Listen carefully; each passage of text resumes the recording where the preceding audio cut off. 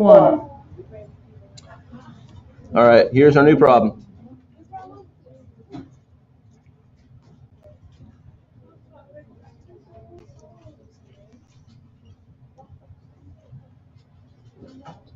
Does this look crazy to anyone?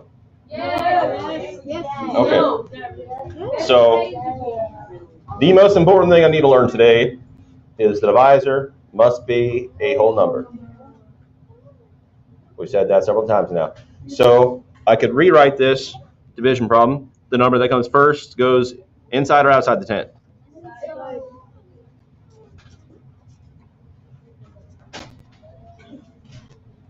Okay.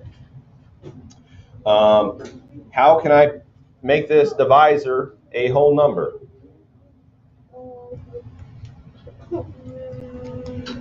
If I kept all the same digits in the same order, where would I need to put the decimal to make this a whole number? Behind the 6. Okay, so yes, 36 is this version of a whole number. How many times did I need to move my decimal point? 1, 2, 3 place values. So what number has 3 zeros? 1,000. So I basically am making this 1,000 times bigger. If I made this one 1,000 times bigger, I also need to make the other number. So if I moved it 3 place values, I need to move it how many place values? Alejandro, pay attention, man. 1, 2, 3. So this number, 36 thousandths dividing into 162 thousandths becomes 36 is dividing into 162. Does this look a lot easier than this? Yes. Okay, so I'm using my knowledge of numbers to make a complicated looking problem more easy. You have to use all the tools inside your toolbox. You don't have to know this needs to be 1,000 times bigger. You don't have to know that if this is 1,000 times bigger, this also has to be 1,000 times bigger. All you really need to know is divisor must be a whole number. I look at this. How can I make this a whole number? Yeah, go ahead. Yeah, wherever the decimal is, if you can write it right here, just to the right, it magically became a whole number. Do I have to write the decimal here to prove that this is a whole number? No, we just know.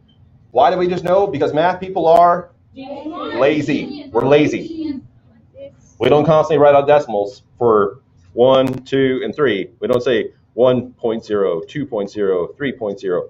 We don't say that unless we want to prove that it's exactly 1, 2, or 3. Go ahead, Cortez. Okay, so I'm looking at these numbers.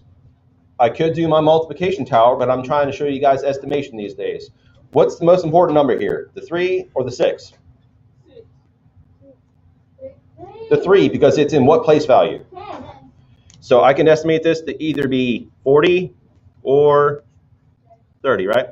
So I'm looking at this 162. Does the 2 even really matter if we're talking about hundreds? So let's estimate. Let's go ahead and round this up. How many times will 4 go into 160? Well, I don't know. Let's get rid of the zeros. How many times will 4 go into 16? 4. Okay, so that's my estimate. So to save time, I'm not going to write out all of my multiples. I'm going to say what is, pardon me. I've been saying break it down step by step, so I'm going to go ahead and walk the walk here. Will 36 go into 1? A lot of you are not writing this down. It's blowing my mind. Will 36 go into 16? Place value by place value. Will 36 go into... Okay, and we estimated 4 times. So let's go ahead and multiply. What is 6 times 4? 6 times 4 is 24. Regroup my 2. What is 4 times 3? Plus the 2? Okay, so I said 4. So I did division, the D. Does McDonald's sell cheeseburgers? Now I need to multiply. 144. Okay, now I need to subtract. Sell us some cheeseburgers. Can I take my 4 away from a 2? No. I need to regroup. The 6 becomes a 5. The 2 becomes a 12. 12 minus 4 is, wake up people, 12 minus 4 is 8. And then 5 minus 4 is,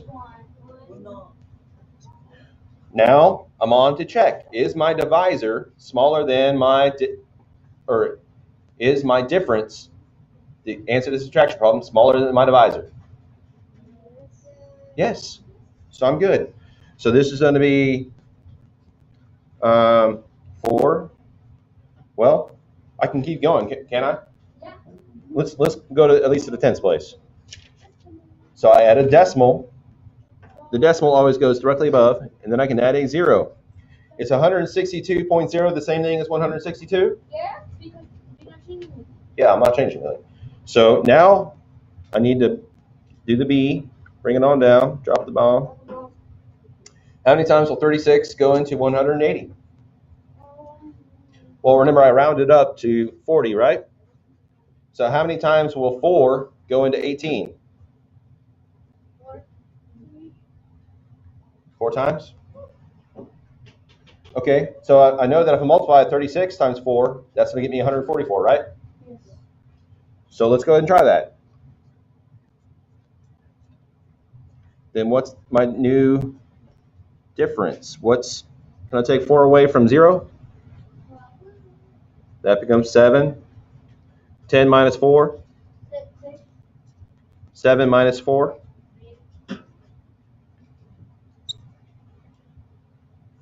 Okay, so now I've got, is my difference smaller? No, it's equal to. So what is 36? If it's equal to, that's not good. What is 36 times 5?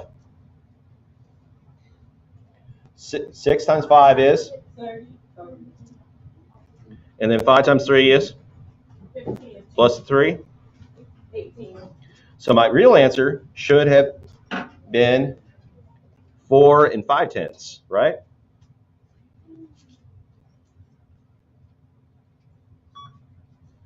Do we see how the check caught the mistake? Okay, so anytime you're doing the division, the check step is very important. It tells you if you went too big or too small. It helps keep you right in that Goldilocks zone, right? Yes. Okay.